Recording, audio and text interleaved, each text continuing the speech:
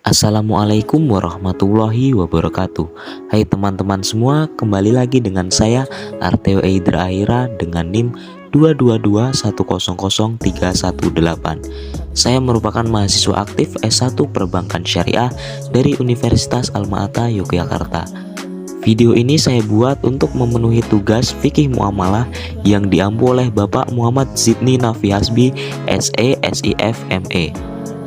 Nah, sebelum masuk ke videonya, teman-teman pasti sudah tahu nih hadiah, atau sudah pernah dengar, atau bahkan sama orang tuanya atau sama temennya pernah dikasih hadiah pada saat ulang tahun atau saat memenangkan sebuah perlombaan. Nah, teman-teman pernah berpikir nggak sih apa sih itu hadiah? Nah, pada video kali ini saya akan menjelaskan konsep hadiah dalam Islam. Di dalam video ini nanti saya akan menjelaskan apa pengertian hadiah, landasan hukumnya, dan apa rukun dan syarat hadiah itu sendiri, serta makna dari pemberian hadiah itu apa. Nah, langsung saja ke video penjelasan yang pertama ya teman-teman. Nah, pada penjelasan yang pertama dalam video kali ini saya akan menjelaskan tentang pengertian dan dasar hukum hadiah. Yang pertama, pengertian hadiah.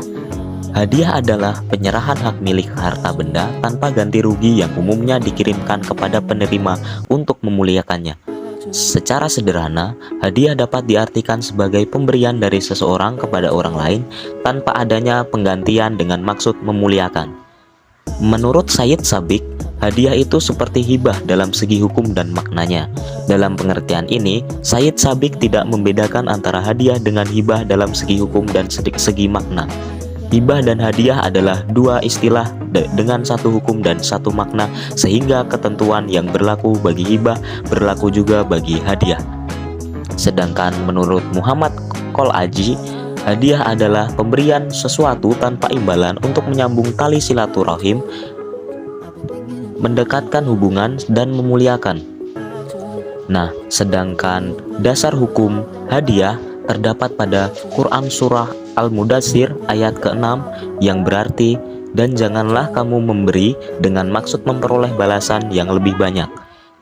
Ada juga sabda Rasulullah Shallallahu Alaihi Wasallam yang artinya, kalau aku diundang untuk menyantap kaki kambing depan dan belakang, niscaya aku penuhi, dan kalau dihadiahkan kepadaku kaki kambing depan dan kaki kambing belakang, niscaya aku menerimanya. Hadis riwayat Tirmizi. Selanjutnya kita masuk ke dalam rukun dan syarat hadiah. Nah teman-teman, di dalam akad hadiah sendiri terdapat rukun dan beberapa syaratnya. Yang pertama, di dalam rukun hadiah itu ada yang namanya wahib atau pemberi. Nah, wahib sendiri adalah orang yang memberikan hadiah atau pemindahan kepemilikan suatu barang. Nah, biasanya wahib ini harus pemilik sempurna atas sesuatu benda yang akan dihadiahkan, dan juga seorang wahib ini harus balik dan berakal serta memberikan suatu hadiah atas kehendaknya sendiri dengan penuh sukarela tanpa ada unsur paksaan dari pihak manapun. Yang kedua ada mauhublah atau penerima. Nah, karena hadiah itu merupakan transaksi langsung, maka penerima hadiah disyaratkan sudah wujud, dalam artinya yang sesungguhnya ketika akad hadiah dilakukan. Oleh sebab itu, hadiah tidak boleh diberikan kepada anak yang masih dalam kandungan. Dalam persoalan ini, pihak penerima hadiah tidak disyaratkan supaya balik dan berakal. Kalau sekiranya penerima hadiah belum cakap bertindak ketika pelaksanaan transaksi, ia boleh diwakili oleh walinya. Yang ketiga ada mauhub atau barang yang dihadiahkan. Mauhub adalah barang yang dihadiahkan kepada penerima hadiah oleh pemilik barang tersebut. Nah, biasanya mauhub ini adalah benda atau harus milik yang sempurna dari pihak pemberi hadiah atau dari wahib itu sendiri. Yang kedua, barang yang dihadiahkan itu sudah ada, dalam arti yang sesungguhnya ketika transaksi hadiah dilaksanakan. Tidak sah menghadiahkan sesuatu yang belum berwujud. Contohnya janji-janji manis. Yang ketiga, ada objek yang dihadiahkan itu mestilah sesuatu yang boleh dimiliki oleh agama. Tidaklah dibenarkan menghadiahkan sesuatu yang tidak boleh dimiliki, seperti menghadiahkan minuman yang memabukkan atau miras.